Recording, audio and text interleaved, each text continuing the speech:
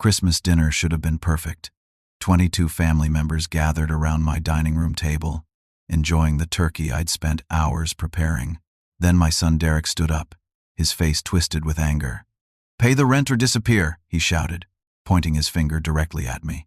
The room fell silent. Derek laughed, a cruel sound that echoed off the walls. This nobody should be grateful to live in my house. At that moment, I realized my own son saw me as nothing more than a tenant in the home I actually owned. The silence stretched like a wire about to snap. I looked around the table at faces I'd known for decades, expecting someone to defend me, to remind Derek that this was my house, my Christmas dinner, my family. Instead, I saw nodding heads and sympathetic glances directed toward my son. "Derek's right, Rod," my sister Janet said, setting down her fork. "You really should start contributing more around here." Contributing more? The words hit me like a physical blow. I'd been contributing everything for the past 3 years, ever since my wife Martha passed away, and Derek moved back home temporarily to help me through my grief. Temporarily had stretched into an endless arrangement where I paid every bill, every grocery receipt, every utility payment while Derek played house with his girlfriend Emma. "Uncle Rod, you know Derek's been struggling with the restaurant," my nephew Tyler said quietly. Even Tyler, who'd always been close to me, seemed to believe whatever story Derek had been spinning. Derek's girlfriend Emma stood up beside him, her arms crossed. "It's honestly pathetic, Rod. Derek's working 16-hour days trying to make his business succeed, and you're just sitting around expecting free meals and a free roof over your head." Free meals?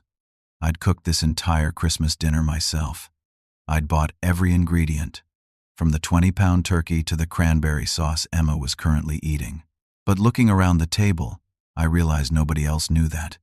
Derek had somehow convinced them all that he was the provider and I was the burden. "Now, Derek, don't be too harsh," said my brother-in-law Paul, though his tone suggested he agreed with the sentiment.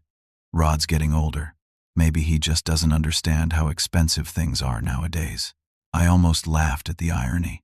I understood exactly how expensive things were because I was paying for everything.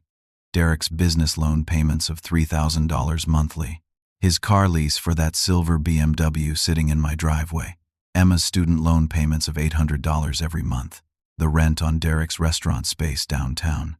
Even their health insurance premiums and cell phone bills went through my accounts. "Derek, honey, maybe we should discuss this privately," Emma suggested, though her voice carried clearly across the room.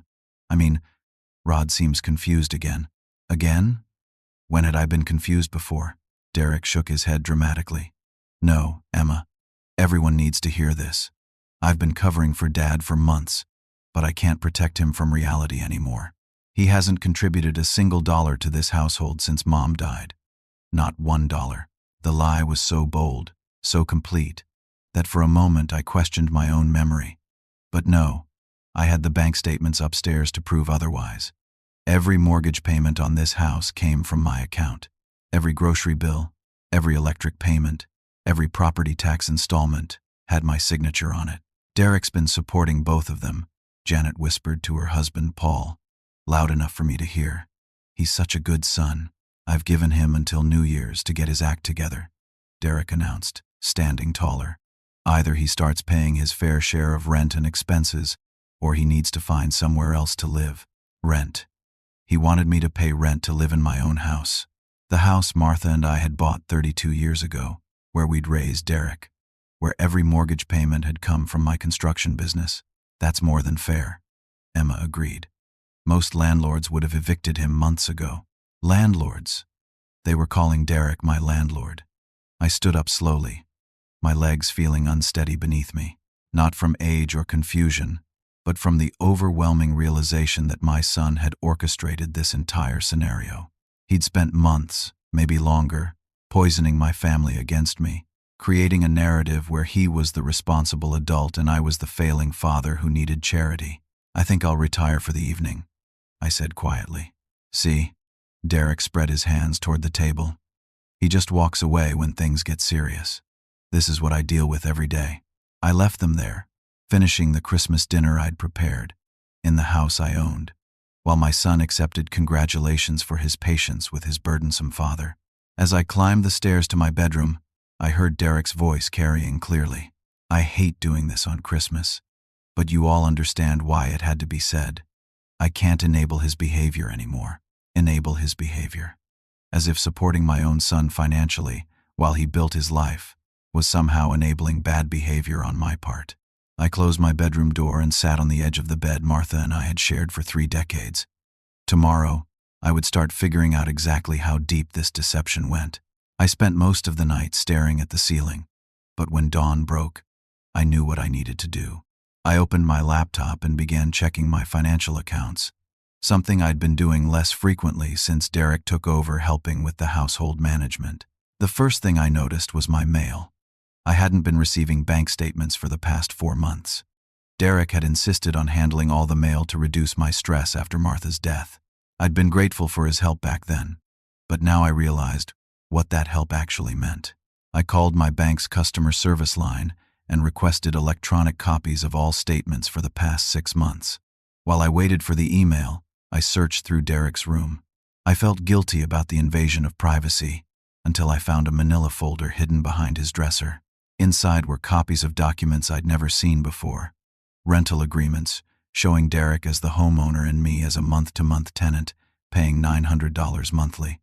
Credit card applications in my name with Derek's signature. Letters from my own bank addressing Derek as the account holder for my business accounts. My hands shook as I found a lease agreement for Derek's restaurant space. According to this document, I was the guarantor for a loan of $250,000. I'd never signed such an agreement, but there was my signature, or something very close to it. The bank statements arrived in my email an hour later, and the numbers made my stomach drop. Derek hadn't just been intercepting my mail. He'd been systematically draining my accounts. The mortgage payments were current, but only because my business generated enough income to cover Derek's spending and the household expenses.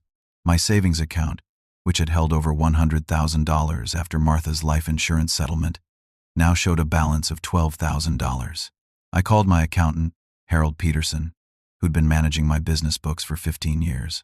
"Rod, thank goodness you called," Harold said immediately. "I've been trying to reach you for weeks. Derek came by the office last month trying to get access to your business accounts.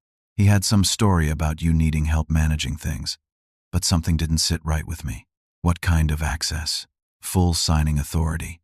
He said you were having memory problems and needed him to take over the financial management. He had paperwork that looked official, but I told him I'd need to speak with you directly before making any changes." Memory problems. Derek had been setting up a narrative of my declining mental capacity, probably for months. "Harold, I need you to secure all my accounts immediately. Change every password, every access code. Derek should have no authority over any of my business or personal finances. Consider it done. Rod, there's something else. Derek's been spreading rumors around town about your health. My wife heard it at the grocery store last week. People are saying you're not competent to run the business anymore." After I hung up with Harold, I continued searching Derek's room. Hidden in his closet, I found a notebook that chilled me to the bone. Page after page of Derek's handwriting, documenting his plan in detail. "Dad's getting too dependent on me. Need to speed up the process. Told Emma to start commenting on his confusion in front of family. She's good at the concerned girlfriend act. Janet and Paul are easy to manipulate. They already think Dad's too old to live alone. Once I have power of attorney, the house goes on the market. Restaurant expansion, here I come." The final entry, dated just 2 weeks ago, was the worst. "Dad's health insurance policy is worth more than keeping him around. Nursing home costs are manageable if I control the assets." Nursing home costs. Derek wasn't just planning to steal my money and property. He was planning to warehouse me somewhere while he spent my life's work on his failing restaurant. I sat in Derek's room, surrounded by evidence of his betrayal, and felt something I hadn't experienced since Martha's death. Clarity. The fog that had seemed to settle over my mind in recent months lifted, and I understood why. I walked to the kitchen and examined the coffee maker more carefully. Hidden behind the machine were 3 small bottles. Anxiety medication prescribed to Derek, but the pills had been crushed into powder. He'd been drugging my morning coffee making me groggy and confused, supporting his narrative of my declining mental state. I poured the coffee down the sink and made a fresh pot with my own coffee beans from the pantry. As the caffeine cleared my system over the next few hours, my mind sharpened in a way it hadn't in months. Derek returned from Emma's apartment that afternoon, whistling cheerfully. He found me sitting in the living room with his notebook open on my lap. His whistling stopped. "Dad, what are you doing with my personal stuff?" "Learning about my memory problems," I replied calmly, "and my declining mental capacity." "Interesting reading, son." Derek's face went pale, then flushed red. "You had no right to go through my room." "My room, Derek. In my house. The house you've been planning to sell after you have me declared incompetent." For a moment, I saw panic flicker across his features. Then his expression hardened into something I'd never seen before from my son. Cold calculation. "Dad, you're obviously having another episode. You're not thinking clearly." "I'm thinking more clearly than I have in months. Probably because I'm not drinking drugged coffee anymore." Derek stepped toward me, and for the first time in my life, I felt physically threatened by my own child. But instead of confronting me directly, he pulled out his phone. "I'm calling Dr. Wilson. You need immediate medical attention." "Go ahead. I'm sure Dr. Wilson would be very interested in hearing about the medication you've been slipping into my coffee." Derek hesitated, his thumb hovering over the phone screen. In that hesitation, I saw my son's true character for the first time. Not the charming, devoted son he pretended to be in front of others, but the calculating manipulator he'd become. "We'll finish this conversation later, Dad," he said finally. "When you're feeling better." He left the house, and I knew I had very little time before he escalated his plan. I needed allies, and I needed them fast. Boxing Day arrived with an unexpected gathering. Derek had invited several family members back to the house, along with his lawyer friend Steve Morrison. I recognized Steve from Derek's college years, a smooth-talking man who'd barely passed the bar exam and specialized in what he called family financial planning. "Rod, so good to see you," Steve said, shaking my hand with false warmth. "Derek's been telling me about some of the challenges you've been facing lately." The family assembled in my living room. Janet and Paul, Emma, Derek, Steve, and my nephew Tyler with his girlfriend Rachel. Derek had orchestrated this gathering carefully, surrounding himself with witnesses while positioning me as the confused elderly man who needed intervention. "Dad's been having some concerning episodes lately," Derek began, his voice heavy with artificial concern. "Yesterday he accused me of drugging his coffee. He went through my personal belongings and made some pretty wild claims about financial impropriety." "Oh, Rod," Janet sighed. "You've seemed so confused lately. Remember at Christmas dinner when you thought we didn't appreciate your contributions?" Contributions. There was that word again, twisted to make my legitimate expenses sound like charity I was imagining. Steve opened a leather portfolio and spread several documents across my coffee table. "Rod, what Derek is describing sounds like early-stage dementia. It's nothing to be ashamed of, but it does require some legal preparation to protect your interests." "What kind of preparation?" I asked, keeping my voice steady despite the anger building in my chest. "Guardianship arrangements," Steve explained smoothly. "Derek would be appointed as your legal guardian, with authority to make financial and medical decisions on your behalf. It's really for your own protection. And Derek's told us about the financial confusion you've been experiencing," Emma added, "like thinking you've been paying bills that Derek has actually been covering." I looked around the room at these people who claimed to care about me, watching them nod in agreement as Derek built his case for stealing my independence. "Steve, what exactly would this guardianship involve?" I asked. "Well, Derek would have complete authority over your finances. We'd arrange for supervised living, probably a nice assisted care facility where you'd have help with daily activities. Derek would manage your assets to ensure you receive the best possible care." Supervised living, asset management. They were describing prison with a medical justification. "I've already filed the preliminary paperwork," Derek announced. "Steve's done this for several families in similar situations. It's really the kindest thing we can do." "Derek's been researching facilities," Emma said. "There's a lovely place in Albany that specializes in memory care." Albany, 2 hours away from everyone and everything I'd known for 70 years. The process is quite straightforward, Steve continued. We'll need a medical evaluation confirming the cognitive decline, and then a brief court hearing to formalize the arrangement. Brief court hearing, I repeated. And who would represent my interests in this hearing? Steve and Derek exchanged a glance. Well, given your condition, Derek would speak for your best interests. My condition. I was sitting right there, completely lucid, and they were discussing my legal future as if I were already gone. Tyler had been unusually quiet throughout this conversation, but I noticed him watching everyone carefully. When Steve began explaining the timeline for the guardianship process, Tyler's girlfriend Rachel whispered something in his ear. Actually, I have some concerns about this approach, Tyler said suddenly. Derek's expression tightened. Tyler, you don't understand the full situation. I understand that Uncle Rod seems completely coherent to me right now. And I've been thinking about Christmas dinner.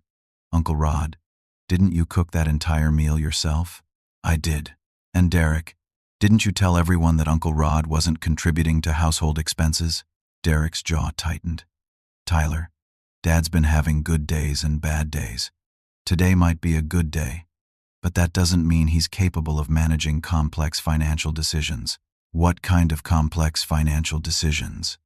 Tyler pressed. Steve interrupted smoothly. Tyler, I appreciate your concern for your uncle, but this is really a family matter.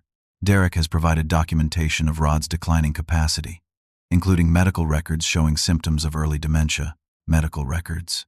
I'd never been diagnosed with dementia, but apparently Derek had managed to create a paper trail suggesting otherwise. Could I see those medical records? Tyler asked. They're confidential medical documents, Derek said quickly. But Dr. Wilson has confirmed Dad's cognitive decline. That was interesting. Derek claimed to have medical documentation, but he was reluctant to share it, even with family. Steve, what happens if someone contests this guardianship? Tyler asked. Well, it would complicate the process, Steve admitted.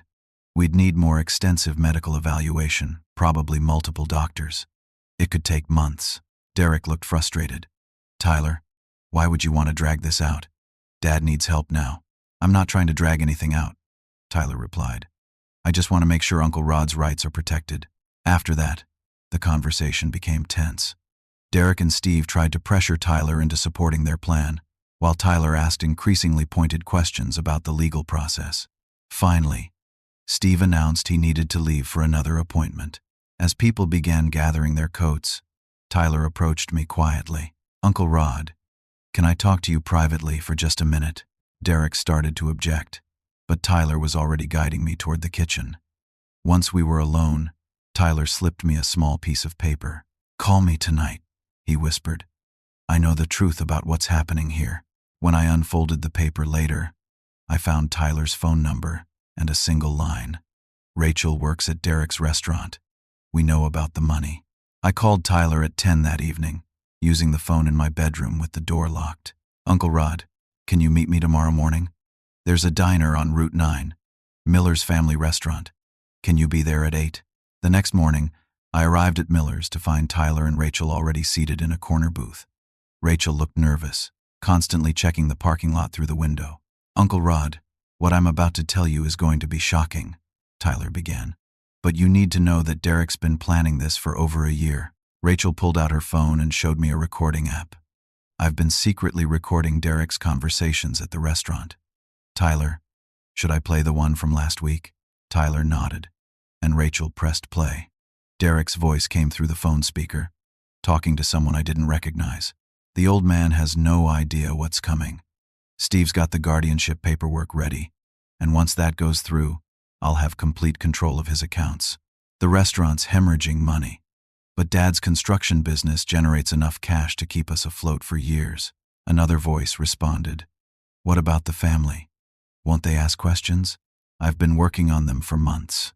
They all think Dad's losing his mind. By the time this is over, they'll thank me for taking care of everything.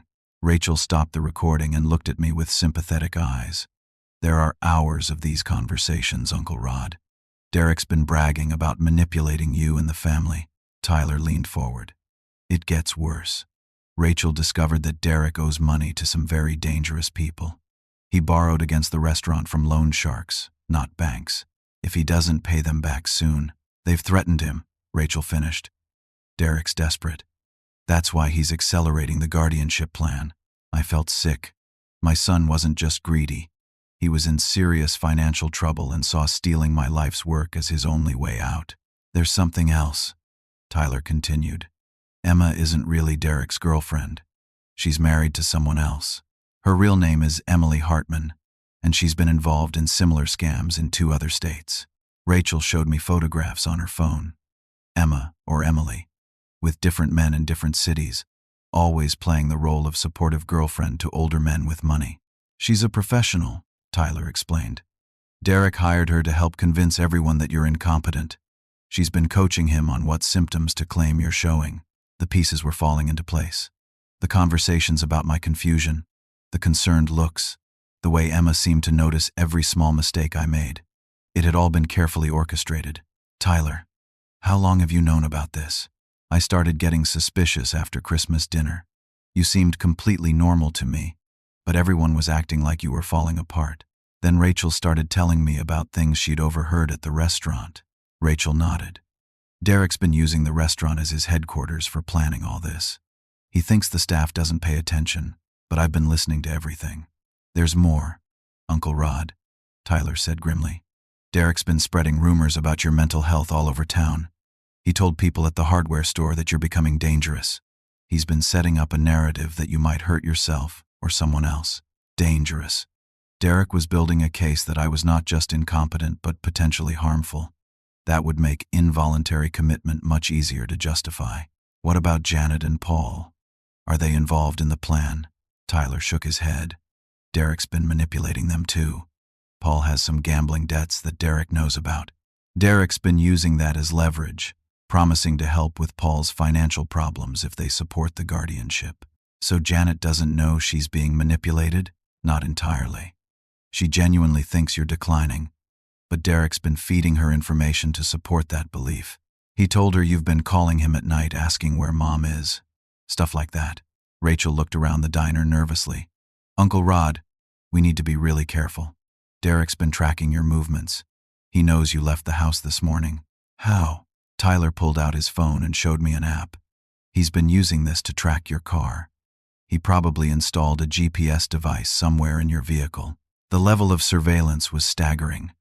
Derek had been monitoring my every move while building his case for my incompetence. What can we do? I asked.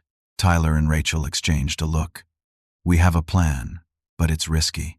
Are you willing to fight back? For the first time in months, I felt a spark of my old determination.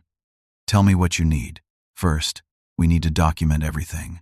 Rachel's going to continue recording Derek's conversations. I'm going to help you secure your finances and gather evidence of the fraud. And I need to pretend to go along with Derek's plan, I realized. If he thinks I'm fighting him, he'll accelerate everything. Exactly. Can you do that? Can you pretend to be confused and compliant while we build our case? I thought about Martha, about the life we'd built together, about the legacy I'd planned to leave. Derek was trying to steal not just my money, but my dignity, my independence, and my family's respect. I can do whatever it takes, I said. Tyler smiled, and for the first time I saw something of his grandfather in his expression. My father had built the construction business with nothing but determination and hard work. That determination ran in our family. Then let's bring Derek down, Tyler said. Over the next 2 weeks, I played the role of confused elderly man, while Tyler and I secretly built our defense. I stopped taking any medication Derek offered and began thinking more clearly than I had in months. The fog that had clouded my judgment lifted completely, and I realized how expertly Derek had been manipulating my mental state. But I wasn't just sitting back and gathering evidence. I'd been planning my own strategy for longer than Derek realized. Tyler, there's something I need to tell you, I said during one of our secret meetings. I've been suspicious of Derek for longer than he knows. Some of the confusion he thinks he's been causing, I've been exaggerating it to see how far he'd go. Tyler's eyes widened. You mean you've been playing him too? Not entirely. The medication was real, and it did affect me. But once I started to suspect something was wrong, I began testing Derek's reactions to see what he was really planning. I pulled out a folder I'd been keeping hidden in my workshop. 3 months ago, I hired a private investigator named Frank Morrison. No relation to Steve Morrison, thankfully. Frank's been documenting Derek's activities and financial transactions. The evidence Frank had gathered was even more damning than what Tyler and Rachel had discovered. Derek had been running credit scams for over a year, using my identity to open accounts and make purchases. The restaurant wasn't just failing. Derek had been using it as a front for money laundering. Look at this. I showed Tyler bank records Frank had obtained. Derek's been moving money through the restaurant accounts to hide gambling debts. He owes over $300,000 to various creditors, including some very unsavory characters. But the biggest revelation was yet to come. I opened my laptop and showed Tyler a series of property records. Tyler, Derek thinks he's been so clever, but he doesn't know about my shell companies. The building where his restaurant is located, I own it through Marston Holdings, a company I established 20 years ago. Tyler stared at the screen. Derek's been paying rent to you? Every month. And every month, I've been documenting his late payments and lease violations. I have grounds to evict him anytime I choose. I showed Tyler more documents. Most of my real assets were moved into secure accounts months ago. The accounts Derek's been accessing, they contain just enough money to let him think he's succeeding while documenting every theft. Uncle Rod, you've been setting a trap this whole time. Derek wants to play chess with my life? I've been playing chess for 60 years longer than he has. Tyler started laughing, a sound of pure relief. What about Steve Morrison and the guardianship papers? Frank's been investigating Steve too. Turns out he's not just incompetent, he's corrupt. Steve's been running similar scams with other families. Frank's already contacted the State Bar Association. I pulled out my phone and showed Tyler a contact list. I've been working with Federal Bureau of Investigation agent Sarah Chen for the past month. Derek's credit fraud and identity theft crossed state lines when he tried to open accounts in Connecticut using my information. The FBI? Derek's not just stealing from me, Tyler. This is a federal crime. Agent Chen has been building a case, and she's ready to move when we give her the signal. But there was one more surprise I'd been saving. I opened a safe, hidden behind a false panel in my workshop, and pulled out a new will. Derek's planning to inherit everything, but this document leaves the construction business to you, Tyler. The house goes to your sister Sarah. I've established a foundation in your grandmother's name that will receive the bulk of my financial assets. Tyler's hands shook as he read the will. Uncle Rod, I can't accept all this. You can, and you will. You're the only family member who stood up for me when Derek was trying to destroy my life. This business needs someone with integrity to run it. I closed the safe and looked at Tyler seriously. Derek's planning to make his final move soon. Steve Morrison has scheduled a court hearing for next week to formalize the guardianship, but we're going to be ready for him. What do you need me to do? Nothing different. Keep pretending to support Derek while Rachel continues recording his conversations, but be ready to act fast when everything comes together. That evening, Derek returned home early from the restaurant, looking agitated. I was sitting in my recliner, playing the role of confused father. Dad, we need to talk, Derek said, sitting across from me with unusual intensity. Of course, son. What's troubling you? I've been hearing rumors around town. People saying you've been acting strange, asking questions about our family business arrangements.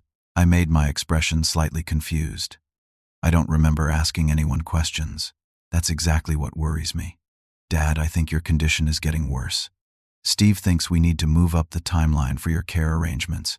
Derek studied my face carefully, looking for signs of awareness or resistance. I kept my expression blank and slightly puzzled. What kind of arrangements?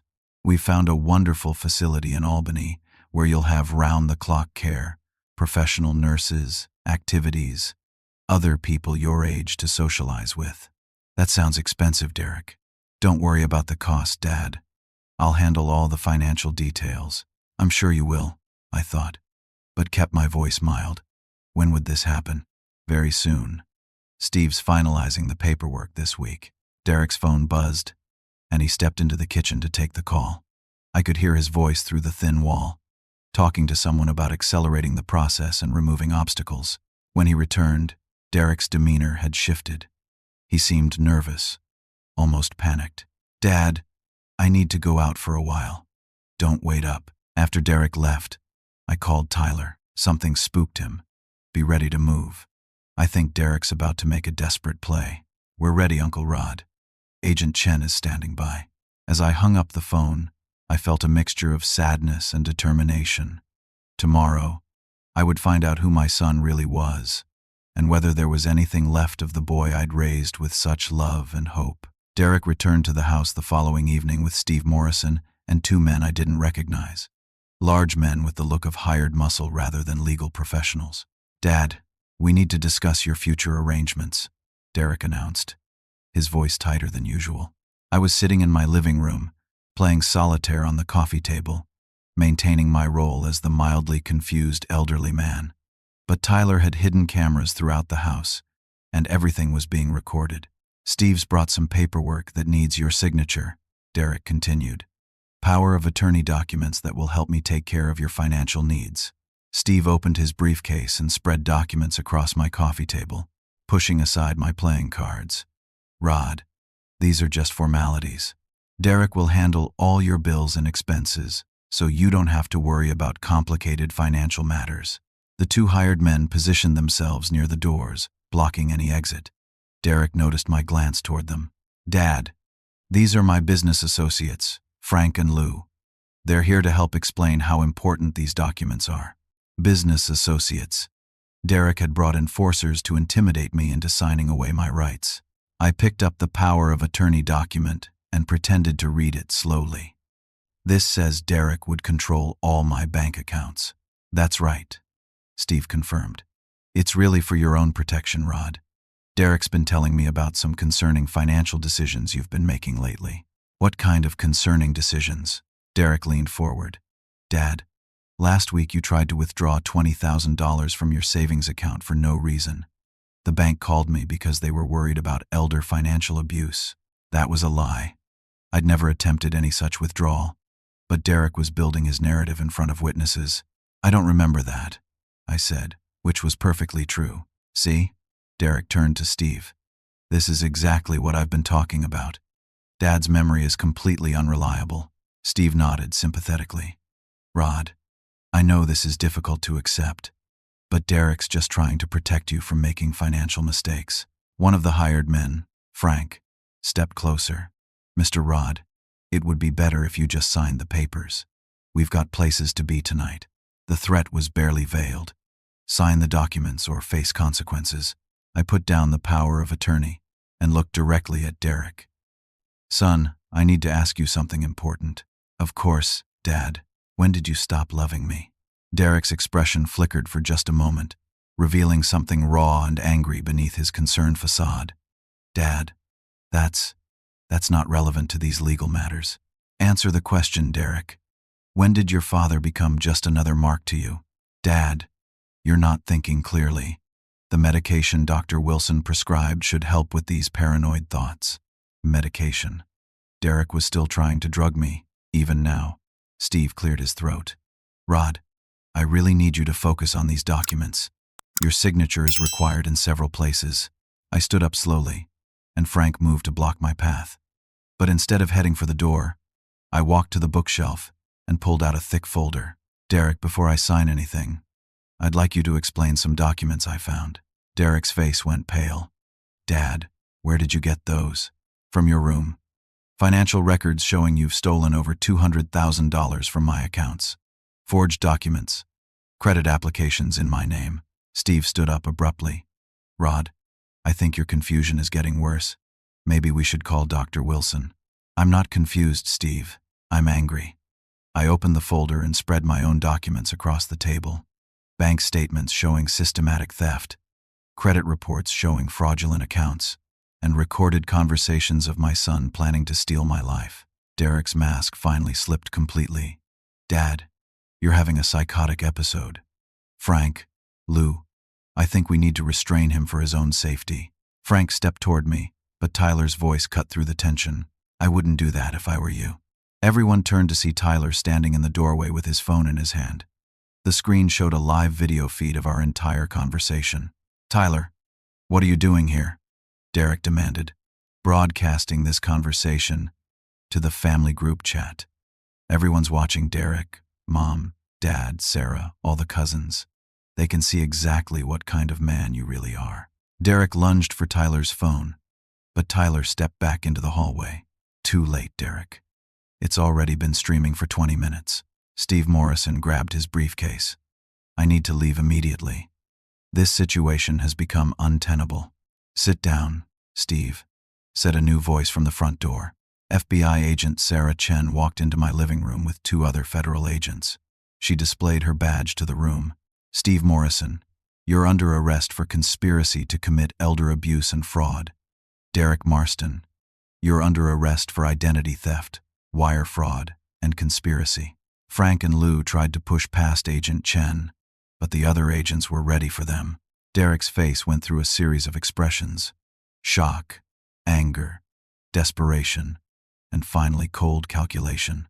"Dad, you're making a terrible mistake. I'm the only family you have left. Sign these papers and we can still work this out." I walked over to Derek and looked into his eyes, searching for any trace of the son I'd raised. "Derek, your mother would be ashamed of what you've become." Derek's response was to grab the power of attorney document and try to force a pen into my hand. "Sign it, old man, or I'll make sure you spend your final years in the worst nursing home I can find." Agent Chen stepped between us. "That's enough. Derek Marston, you have the right to remain silent." As the agents handcuffed Derek, he turned back to me with pure hatred in his eyes. "You think you've won? I'll drag you through court for years. I'll destroy what's left of your reputation. By the time I'm done, no one will believe a word you say." I looked at my son, this stranger wearing Derek's face, and felt something I never thought I'd experience: relief that he was being taken away. "Derek, the only thing you've destroyed is yourself," I said quietly, "and that's something I can't fix for you anymore." 6 months later, I stood in the courthouse hallway waiting for Derek's sentencing hearing to begin. The federal charges had been comprehensive: wire fraud, identity theft, conspiracy to commit elder abuse, and money laundering through his restaurant operation. Steve Morrison had already been sentenced to 5 years in federal prison and disbarred from practicing law.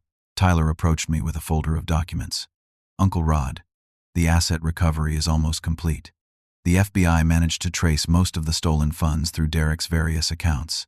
What about Emma? Or Emily? Whatever her real name is. She's cooperating with federal authorities. Turns out she's been running similar scams across 6 states. In exchange for testimony against Derek and her other associates, she's received a reduced sentence." Tyler paused and looked at me seriously. "There's something else. Derek's been trying to contact you from jail. He's written several letters." I'd been dreading this moment. Despite everything Derek had done, despite the betrayal and manipulation, he was still my son. Part of me wondered if facing the consequences of his actions might have awakened some remnant of the boy I'd raised. "What do the letters say?" "I've read them. At first, they were angry. Blaming you, blaming the system, claiming he was the victim. But the most recent one is different." Tyler handed me an envelope. "This arrived yesterday." I opened Derek's letter with shaking hands. His handwriting, once confident and bold, looked shaky and uncertain. "Dad, I know I don't deserve your forgiveness, and I'm not asking for it. I've had months to think about what I did to you, to our family, to Mom's memory. I understand now that I became someone she wouldn't recognize, someone you shouldn't forgive. The counselor here says I need to accept responsibility without expecting anything in return. So this isn't about making myself feel better. This is about admitting that I destroyed the most important relationship in my life because I was selfish and desperate and weak. I stole your money, but worse than that, I stole your trust and your peace. I made you question your own mind. I turned your family against you. I dishonored everything you and Mom taught me about love and respect and integrity. I can't undo any of it, but I want you to know that I remember who you really are. You're the man who worked 16-hour days to build a business that could support our family. You're the man who sat by Mom's hospital bed for 3 weeks straight when she was dying. You're the man who never gave up on me, even when I was failing at everything. I gave up on myself and tried to take you down with me. I'm sorry isn't enough, but I'm sorry anyway. I hope someday you can remember Derek, your son, before I became Derek, the criminal. I love you, Dad. I don't deserve to say that anymore, but it's true. I folded the letter and put it back in the envelope. Tyler watched my face carefully. Uncle Rod, are you all right? I think so. It's the first time in years Derek has sounded like my actual son instead of a stranger wearing his face. The courthouse doors opened, and we filed into the courtroom for sentencing. Derek sat at the defendant's table wearing an orange jumpsuit, looking smaller and older than I remembered. When the judge asked if he wanted to make a statement before sentencing, Derek stood up and turned to face me. Your Honor, I'd like to apologize to my father, Rod Marston. I stole his money, but I stole more than that. I stole his dignity, his peace of mind, and his trust in his own family. I made him question his own sanity. I dishonored the memory of my mother and the values my parents taught me. I have no excuse for what I did. I was desperate and selfish, and I convinced myself that I deserved whatever I could take from him. I was wrong about everything. Dad, I know you're here today, and I know I don't deserve your forgiveness, but I want you to know that I remember who you are, and I'm ashamed of who I became. The judge sentenced Derek to 4 years in federal prison, followed by 3 years of supervised probation. As the bailiff led him away, Derek looked back at me one final time. Later that evening, Tyler and I sat in my kitchen, which had been completely remodeled with the recovered funds. The house felt like home again, filled with family photographs and comfortable furniture instead of the sterile staging Derek had preferred. Uncle Rod, I have some news, Tyler said. Rachel and I are engaged. I looked at this young man who'd stood up for me when my own son was trying to destroy my life, who'd worked tirelessly to expose Derek's fraud, who'd protected me when I was most vulnerable. Tyler, I couldn't be happier. Rachel's a wonderful woman, and you two are perfect together. We were hoping you might walk Rachel down the aisle. Her father passed away when she was young, and she considers you family. Walk Rachel down the aisle. 6 months ago, Derek had been planning to warehouse me in a nursing home while he spent my life savings. Now I was being invited to participate in one of the most joyful celebrations in my nephew's life. I would be honored. Tyler grinned. There's more good news. The Martha Marston Foundation is fully operational. We've already helped 12 families avoid financial elder abuse. After Martha's death, I'd established a foundation in her memory, funded with the assets Derek had tried to steal. The foundation provided legal assistance and financial counseling to elderly people facing exploitation by family members. And the construction business, growing faster than we can handle. Turns out having an honest reputation in this industry is a competitive advantage. Tyler had taken over day-to-day operations of Marston Construction, bringing fresh energy and modern management techniques, while maintaining the integrity my father had established 60 years ago. Uncle Rod, there's one more thing. Janet and Paul want to come to dinner tomorrow night. They've been struggling with guilt about how they treated you during Derek's manipulation. I'd already forgiven Janet and Paul. Derek had exploited Paul's gambling debts to manipulate their support for his guardianship plan. Once they understood how they'd been used, both had been genuinely horrified. Tell them to come. Family dinners should be about bringing people together, not driving them apart. 6 months later, I stood in the church where Martha and I had been married 43 years ago, watching Tyler and Rachel exchange vows. The church was filled with family and friends, including Janet and Paul, who'd become regular Sunday dinner guests again. As I walked Rachel down the aisle, I thought about the past year.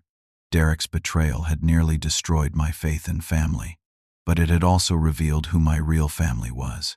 Tyler, who'd risked his relationship with his parents to defend me. Rachel, who'd gathered evidence at considerable personal risk. Even Janet and Paul, who'd recognized their mistake and worked to rebuild our relationship. After the ceremony, Tyler pulled me aside.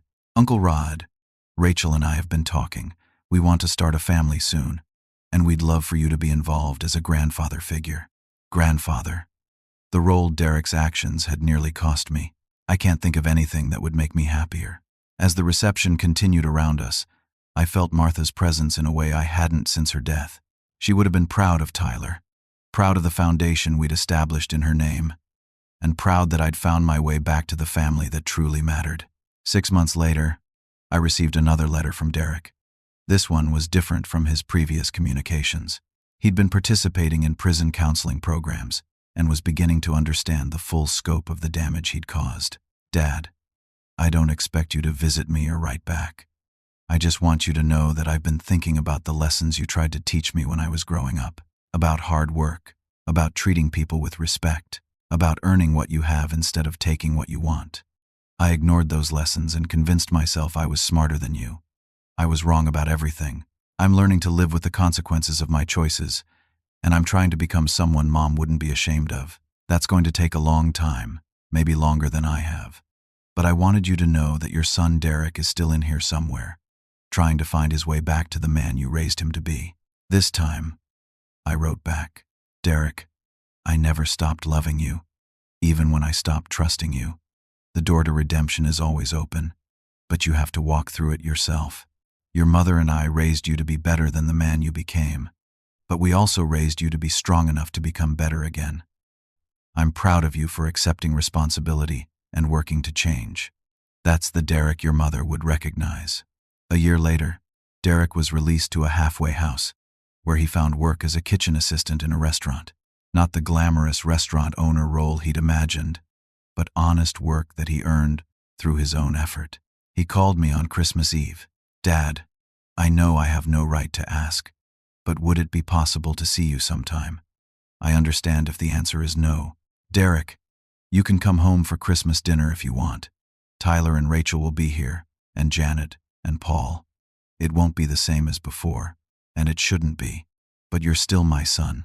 On Christmas Day, Derek arrived at the house carrying a small wrapped gift. He looked older, humbler, more like the son I remembered from his childhood. Dad, I brought you something. He handed me the package. I made it in the workshop at the halfway house. Inside was a small wooden box, carefully crafted and sanded smooth. Engraved on the lid were the words for Rod Marston, who never gave up on his family. Derek, it's beautiful. It's not much, but I made it with my own hands. I wanted to give you something I'd actually earned instead of something I'd taken. During dinner, Derek was quiet and respectful, participating in conversations without trying to dominate them. He asked thoughtful questions about Tyler's work and Rachel's pregnancy. He apologized again to Janet and Paul for manipulating them. As the evening wound down, Derek prepared to return to the halfway house. Dad, thank you for giving me another chance. I know trust has to be rebuilt slowly. Derek, love was never the problem. Love is why this hurts so much, and love is why forgiveness is possible. After Derek left, Tyler and I cleaned up the kitchen together. Uncle Rod, how do you feel about seeing Derek again? Hopeful, I replied. For the first time in years, I feel hopeful about my son. 3 years later, Derek had completed his probation and found steady work as a construction supervisor for a company in the next county.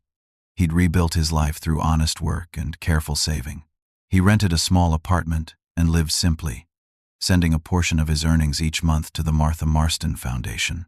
Tyler and Rachel had welcomed their first child, a daughter they named Martha after her great-grandmother. Derek had asked permission to visit his niece, and Tyler had agreed, with the understanding that rebuilding family relationships would take time. At little Martha's christening, Derek held his niece carefully, tears streaming down his face. She's perfect, he whispered. She deserves a family she can trust. She has that, I told him. We all do. As I write this story, I'm 75 years old. Derek and I have dinner once a month, slowly rebuilding the relationship his crimes destroyed. Tyler has expanded Marston Construction into the most respected building company in 3 counties. The Martha Marston Foundation has helped over 200 families avoid elder financial abuse.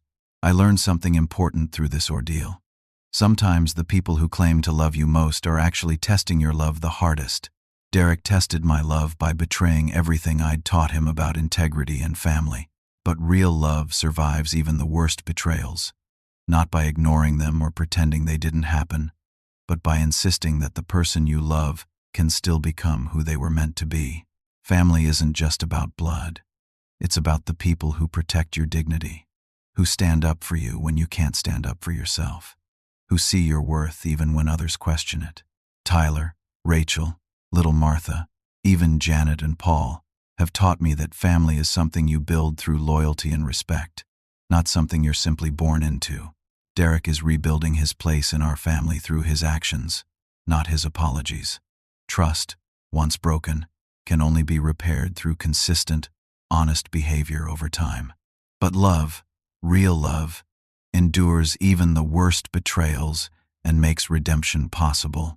The most important lesson I've learned is this: real family protects each other's dignity, even when protecting it costs them something.